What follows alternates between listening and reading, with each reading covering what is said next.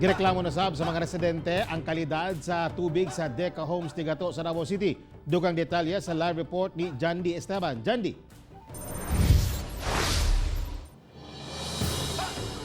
Tek lakip sa ilahang reklamo ang isyu sa korupsyon ingon man illegal matud pa nga pagbaligya sa tubig sa mga opisyales sa Homeowners Association.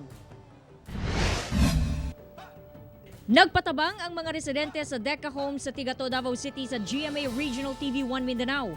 Human wala pagihapon masulbad ang problema sa kalidad sa ilang tubig. Maura gihapon, itom ang tubig, dunay sagol balas ug usahay duna pay wati nga delikado sa panlawas sa tao. Gani nagapalit na lang sila og mineral water aron dunay mainom ug pangluto. Gawas ni ini ila sab gireklamo ang isyu sa korupsyon ug ang illegal nga pagbaligya sa tubig sa mga opisyales sa Homeowners Association. Nasayra nila nga bisan kuno walay konsultasyon, nabalhin na ang pagdumala sa tubig gikan sa water service provider nga BP Waterworks ngadto sa HOA. Wala sila business permit, wala sila mga kada bang mga dokumento nga authorize sila mo baligya o mo manage sa nang tubig. Sa bahin sa opisyales sa asosasyon, miagi man daw kini og konsultasyon. Ang compromise agreement magud ma'am naka-state dire na si 8990 magtabang sa amoa within 6 months 50,000. Okay? So kanang 50,000 wala na mo nagikuha every month. So dapat diretso na siya sa kuryente. Pabayad, wala na mo na gidawat.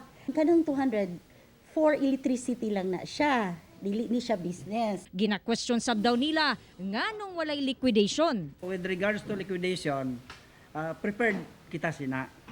Ang problema, because of this pandemic, hindi kita makakuan, hindi kita makatipon-tipon, tapos maghatag kita og update sa mga membro. No? Ginahulat lang ng yun na mo ang tamang panahon. Buot sa mga residente, nga unta ang Davao City Water District na ang mag-supply sa ila og tubig.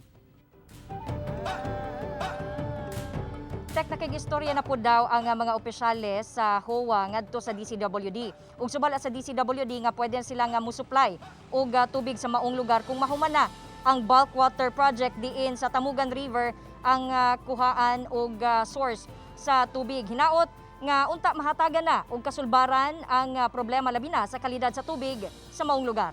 Tek. Daghang salamat, Jandy Esteban.